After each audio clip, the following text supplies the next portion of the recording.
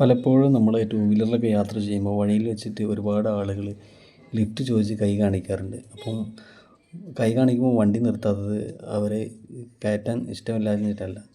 അവർ helmet ഇല്ലാതൊക്കെ കയറുന്ന സമയത്ത് ഫൈനൊക്കെ വരുന്നത് നമുക്കായിരിക്കും. അതുമാത്രമല്ല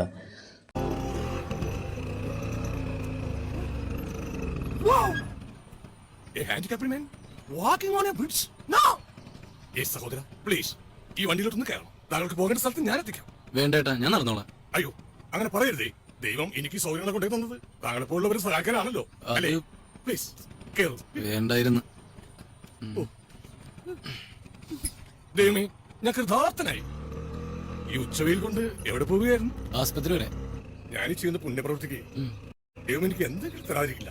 അല്ലേ സഹോദര? ചേട്ടാ ഒന്ന് നിർത്തി. ആയിക്കോട്ടെ.